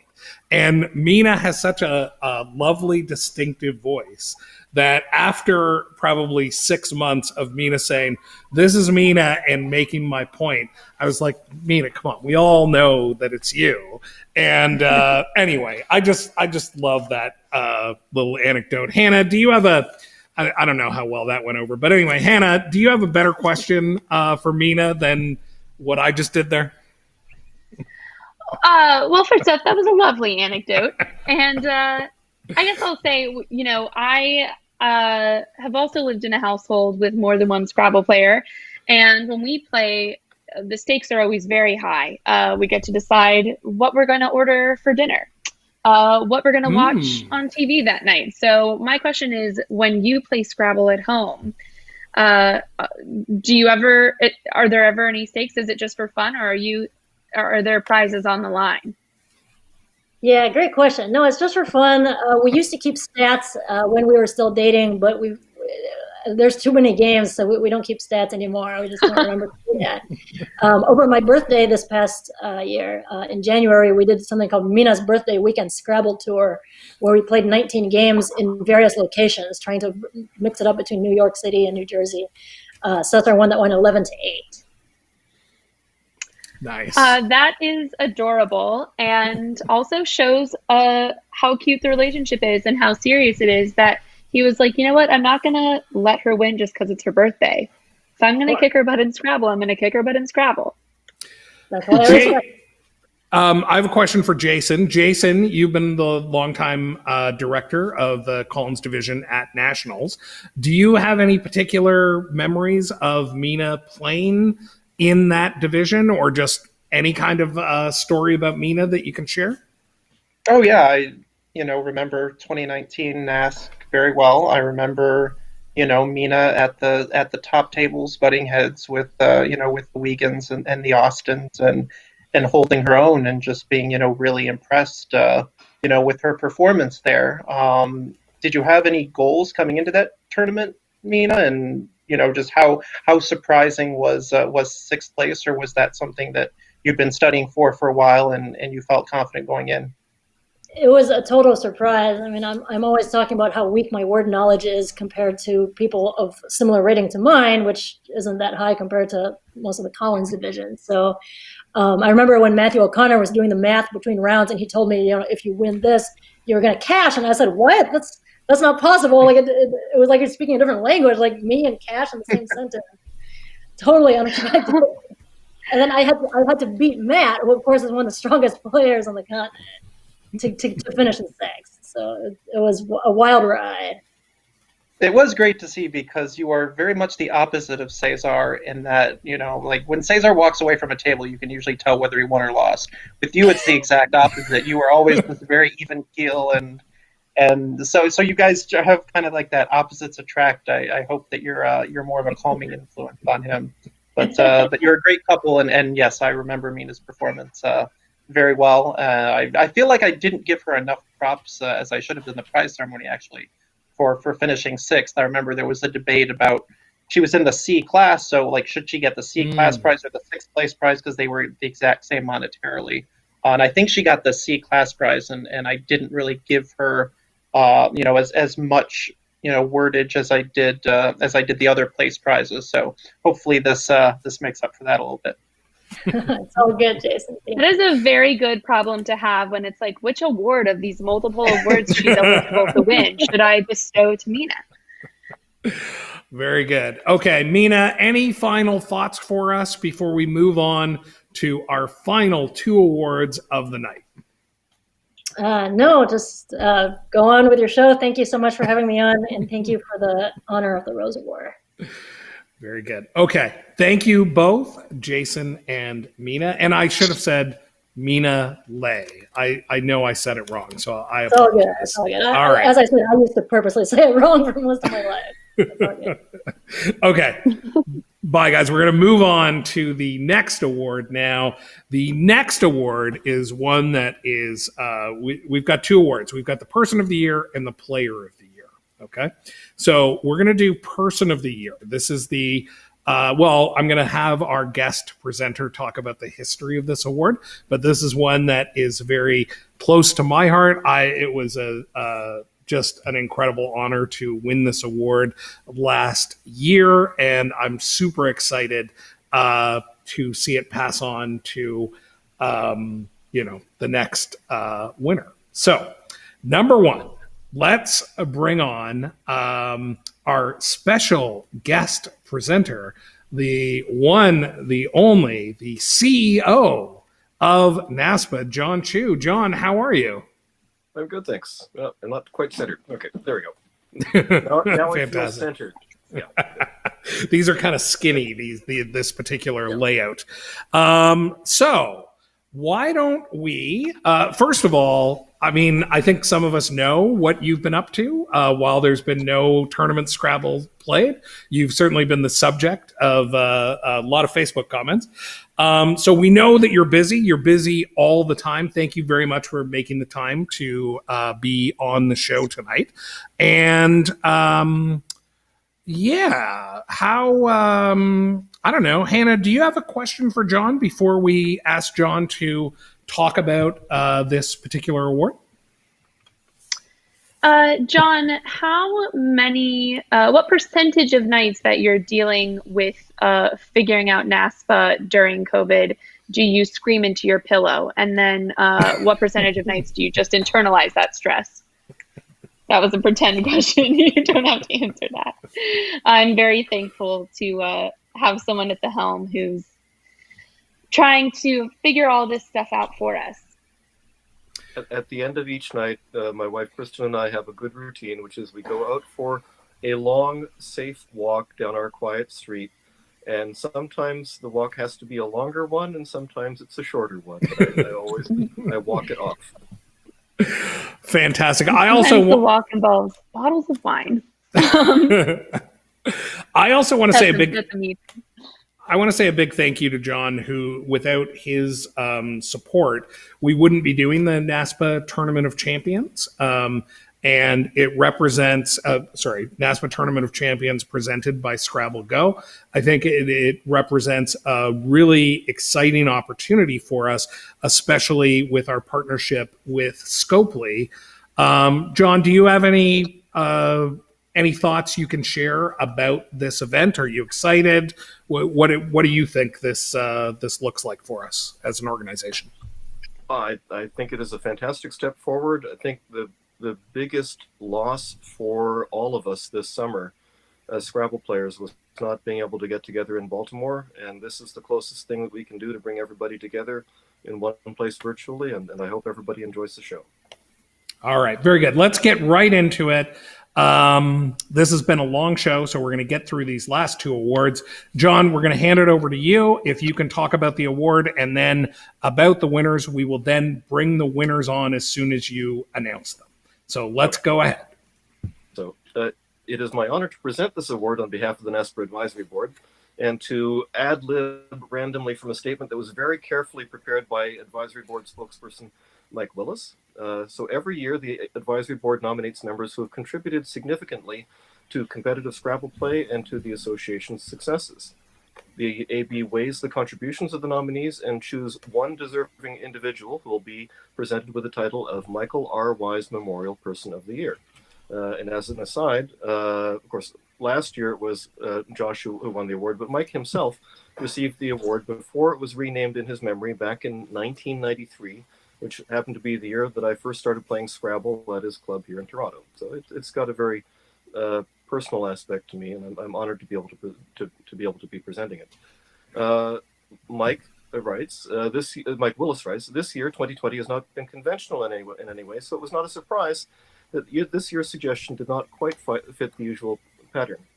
Instead of an individual, this year, it happens to be a team. Together, they have impacted Scrabble play both near and far, running a lot of tournaments, including small pub tournaments both in Ottawa and locally, local tournaments at the Caledon Community Centre and in their very own home, club tournaments in the Greater Toronto Area, and of course their international Niagara Falls tournament, which has drawn players in huge numbers from all over the world. People think of it as our nationals or even our worlds. They are tireless ambassadors of Scrabble and have traveled to play all over the continent and to almost every country in the world. I think you know who I'm talking about. So Jason himself was honored last year for playing the largest number of rated Collins games in the preceding year. Sue serves on the Club Director Committee, the newly formed IDEA, our diversity committee, has served on the AB itself and continues to serve in the key role of NASPA Community Advocate, which is a role that exists to ensure a safe environment for all of our players. Jason serves on the Canadian Committee, is also the treasurer of WESPA, which is the international organization of which NASPA is a member. It is hard to imagine how they could expand on all that they presently bring to the table on NASPA's behalf, and impossible to think of a more deserving pair of honorees. We are proud to announce that Sue Tremblay and Jason Broersma will be this year's joint recipients of the title of Michael R. Wise People of the Year. Congratulations. Congratulations, guys. Thanks so much for joining us. Hi, Jason and Sue. How are you? Hi. Hi, how are you? Can you hear us okay? We can, absolutely. We can hear you and see you, which is great. We're good. We're at the cottage. Very good. I'm glad that you were able to join, even though you are, not necessarily coming in from home. So that is awesome. How you two are so active on the Scrabble scene all the time. How is this kind of time off, for lack of a better term? How has that been sitting with you guys? It's been okay. I mean, it's been hard not being able to play Scrabble or travel, which is kind of 90% of my life. But, we've been doing other things, picking up old hobbies, playing a bit online, just like everyone else, doing the best that we can to get through this. Awesome. Yeah, we miss everybody, though. We miss traveling to tournaments. Yeah, that's the hard part, is like the actual friendships and, seeing people that we care about and enjoy spending time with. I feel like I've sort of reverted to a semi-feral state almost, because I've hardly had any contact with humans for the last half year. So it's been a strange year. He's been stamp collecting. That's right. Beautiful. Hannah, I'm going to throw it to you in just a second. And I just want to echo some of John's absolutely spot on and lovely sentiments just about what you guys do for Scrabble. I mean, it's incredible. And Niagara Falls is just an amazing tournament, never mind all the other stuff you do. So I just wanted to pass on my congratulations. Hannah, do you have any questions for Jason and Sue? I'll just throw in that I'm so grateful for directors, because I very selfishly just want to play in tournaments, and I'm very grateful that there are people who are also willing to do the organizing side of them. When you guys organize these tournaments, are you ever jonesing for a game, or is it just a completely different world from the side of the director?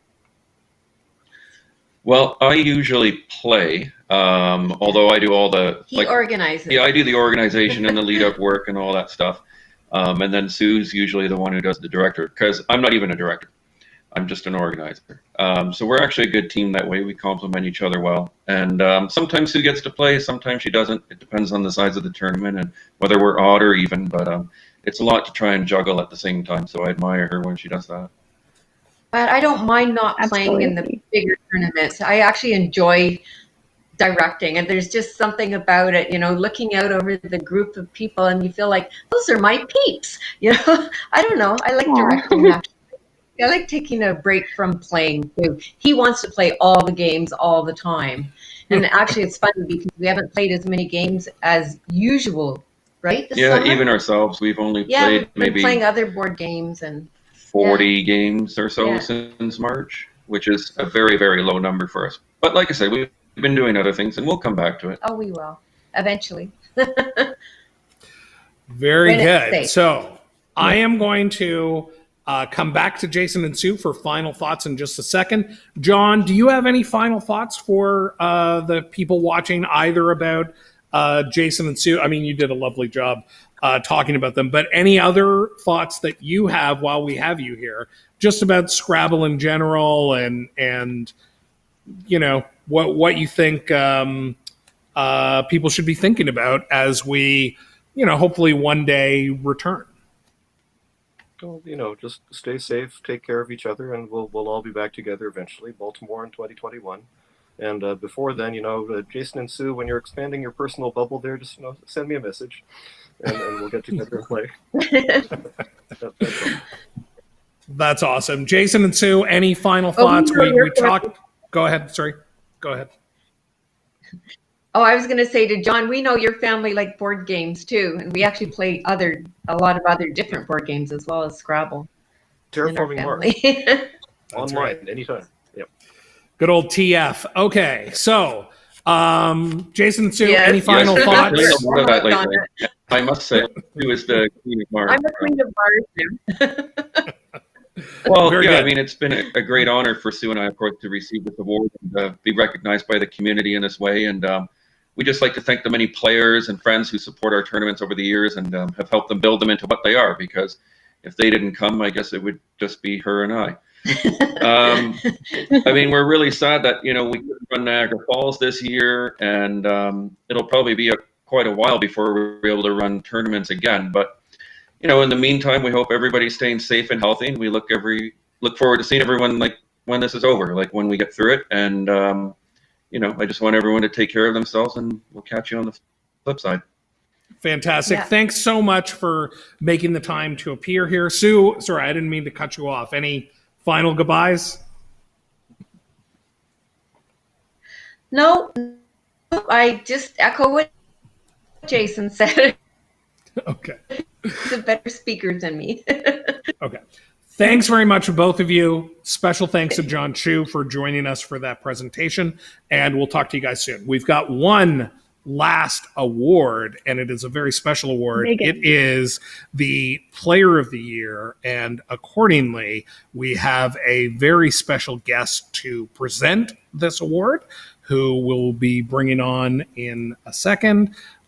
You know him, you love him. It's Art Moore. Art, how are you? Hey, I'm doing great. How about you, Josh? How about you, Aaron? I'm fantastic. Hannah, how are you hanging in there? We've been going a long time here tonight. Oh, wow, that's all to say. Clearly, I'm a little bit sleep deprived, but other than that, we're doing great. And I'm very excited to hear this next award, which I feel like is right up there with Person of the Year, equally important, super big deal. Absolutely. So, what we're going to do here, first of all, Art, how are you dealing without Scrabble? I've got to imagine you were super disappointed that we didn't have nationals. You must have put in a lot of work before that was ever canceled. Can you share what your experience was like going through that process and what you're thinking about 2021 and just your general state of being when it comes to organizing NASCs? Well, it was, I felt pretty early on when, March and into April that it was a pretty slim chance that things were going to happen. So, I did the work just in case it was going to happen, but it became pretty obvious that, okay, we're going to have to shelf this for a year. And it's a big hole in our summer. Diane looks forward to, and she's never played a game of Scrabble. She looks forward to the NASC as much as I do. It's a ton of work, but it's so much fun. And look across the room and see everyone having a good time. That's what we're there for. So, we're missing everybody. And gosh, I can't wait for 2021. We can do this the right way. Beautiful. Okay, Hannah, unless you have any comments, we'll get right into the award. Let's do it. Okay, so Art, I'm going to put you full screen. I'm going to let you talk about the award at first, and then when you announce the winner, we'll go to a shot of all four of us. So here we go. Take it away, Art. Thanks. All right. Well, before I announce the Player of the Year, I'd like to take a moment and talk about one of the past winners, the only multiple winner of the Player of the Year award, and that's David Gibson. I never got a chance to sit across from David, mostly because of my relative lack of Scrabble prowess. Though I was scheduled to play in Division I in Charlotte last year, but David pulled out at the last minute, and it just wasn't meant to be. I didn't have many interactions with David, though I will certainly remember the first one. It was at the championship in Orlando, 2012. I walk into the room cold, up to David, said, "Hi, David, I've got you in my roto." And classic David style, he says, "Well, I don't know if that's a good idea." David will go and finish second that year. As great as a player as he was, he couldn't have been more kind or more humble. And if you asked a dozen people to give you a David Gibson story, 12 of them would highlight his modesty. Let's jump to 2016, the championship in Fort Wayne. I'm working as Dallas Johnson's understudy because I'm taking over his position the following year. David wins the clinching game against Ian Weinstein, despite missing a pretty easy bingo in the last rack. We step ahead to award ceremony. And let me tell you, and I tell everyone else, if you haven't seen David's acceptance speech, and even if you have, it's worth watching again. But here's David. He's just won our biggest tournament, $10,000 to boot, and calls himself out by saying something to the effect of, "Well, I don't always find them all." I don't have any favorites in the room, but after that loss in 2012, I couldn't have been any happier to see him to take the championship. So let's get to the award. The Player of the Year, of course, is the biggie of our yearly performance awards. We give this to the player with the highest performance rating of the year. We've awarded this 8 years now, this being the 9th. David's name has been on it half of those times. And we decided, the championship committee, that it wasn't enough. And going forward, in deference to him, one of the greatest players we've ever had, the Player of the Year award will be known as the David Gibson Player of the Year award. So, the winner of the 2020 David Gibson Player of the Year award with a performance rating of 2235, a former champion and another one of the great ambassadors of the game, Will Anderson. Hey, there he is. Will, how are you? Congratulations. Thank you. It's a great honor to be recognized for this. So thank you, Art. Really appreciate that. Yeah, this is definitely one, an achievement that means a lot to me, that I will be very proud of going forward in my career. So thank you. Absolutely. And I want to say, Art, thank you very much for taking us through that. I think it's I think it's amazing that we're renaming that award in David's honor. So that's pretty incredible. I do want to start before I ask Will what he's been up to, mostly because I know what he's been up to.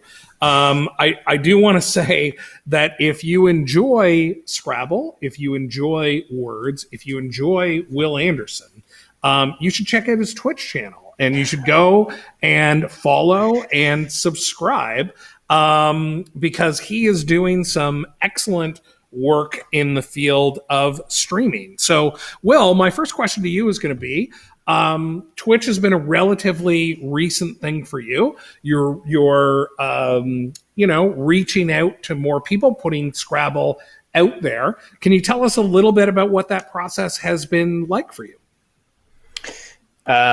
Just quick detour before I talk about that is just my lifetime record against David is 0-3. Wish I would have got a chance to play him more. Obviously, we know that we lost a legend when we lost David, and clearly, had that not happened, it'd probably be him here today. So just nothing but respect and fond memories of David. As for Twitch, yeah, that's just something that I had been thinking was needed in the Scrabble community even before the pandemic hit. And then really once we no longer had the option of playing live, it seemed to take on increased importance that we have some way to create Scrabble content and congregate somewhere, even if only online, just to play Scrabble, play other word games, and do it in an entertaining way that hopefully will appeal to people that maybe aren't as entrenched in our community and are just fans of word games in general, fans of Scrabble that may not have other ways of knowing that we exist. So I've sort of thrown myself into it feet first, and it's going really well, I think. Definitely a lot more room to grow, a lot more innovation to be had, and I'm very eager to, continue down this path. I think it's a really valuable avenue for us in terms of providing good content for existing members of our community and reaching out to people that maybe don't know about all the ways that you can play Scrabble and find fellow word game fans. So, yeah. That is awesome. You're doing a great job. I want to remind everybody, Art in particular, I don't know if you're an Amazon Prime member, but if you are, you have the ability to provide a free Twitch Prime subscription. And Will, or there are a bunch of other Scrabblers who are sure, yeah, streaming on Twitch. And that's something that everybody can do who's an Amazon Prime member. So, Art, do you have any favorite memories? I mean, Will won, and correct me if I'm wrong, but Will won his championship at the first NASC that you ran. Is that right, Will? Or sorry, Art. And do you have any memories of Will from that NASC? Not so much that NASC, but later that year, or maybe it was the following year when Will was doing his tour as champion. The Jacksonville Jumbo Shrimp minor league team invited him over to throw out the first pitch and play the most simultaneous games. And I got wind of this, and I got in touch with the club, and we made a tournament out of it. So thanks to Will, I had my first and only tournament at a baseball stadium. That's amazing. Yeah, my pitch was just a bit outside. That's right. That day. It was terrible, but we got it done. It was a lot of fun. That's amazing. Hannah, do you have any questions for Will or any thoughts here? Will, if you end up becoming Twitch famous, do you think it'll be hard to go out in public? Are you expecting a lot of paparazzi? Are you going to rock the whole shades and hat to dodge them? Well, it's already next to impossible for me to show my face in public without being mobbed, so I'm pretty much used to that. That won't be an adjustment for me. Basically, the pandemic has been a problem because I really crave that sort of interaction, just going out and shaking hands and, hugging people, kissing babies. I can't do any of that baby kissing, during the pandemic due to, fears of COVID-19. So no issue becoming Twitch famous because it would just be more of the same. So let's just hope that pandemic clears up soon.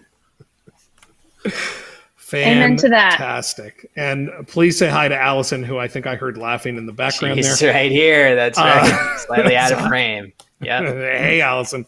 Okay. Josh says hi.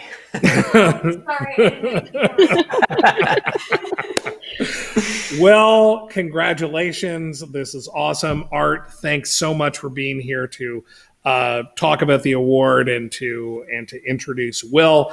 I want to take a second here, and I'm going to go to final thoughts for you gentlemen in just 1 second. But I want to thank everybody for sticking around. This was way longer than sort of, and I'm talking about audience as well as everybody who's still on the show and still connected. This was longer than kind of we expected to go, but I really consider it an honor that not only this many people tuned in, but stuck with it the whole night. So just my appreciation to the audience there. Art, we'll go to you first. Any kind of final thoughts for people watching, Scrabblers in general, before we sign off? Hey everyone, stay safe because we're looking forward to seeing you all again in 21. Because I don't think we're going to be playing live in 20.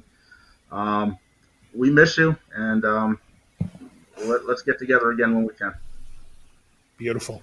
And I do also want to say Will is working very hard. He is going to be our streaming director for the NASPA Tournament of Champions and is doing a hell of a job. So I can't wait to see what the finished product is going to look like. So Will, any final thoughts for all of the Willamaniacs out there before we sign off? I'm not sure how many of those there actually are, despite my posturing before. Just to reiterate, this is a really huge honor for me. I know it's been a truncated year. I'm sure somebody would have caught me in the standings had we just had a few more months to play, but really a big honor for me that I will look back at fondly for a long time. So thanks, everybody. Fantastic. I also want to give a special thank you to my wonderful co-host, Hannah Lieberman. Hannah, you're one of my favorite people to broadcast with, and I really appreciate you making the time and bringing everything that you do to these broadcasts. So thanks so much. Well, it's a lot more effective than putting me in charge of the tech. So happy to contribute.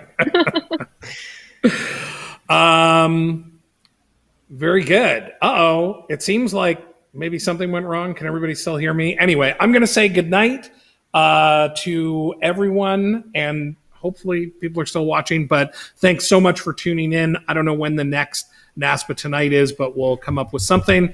And yeah, thanks everybody. And I'm sure we'll all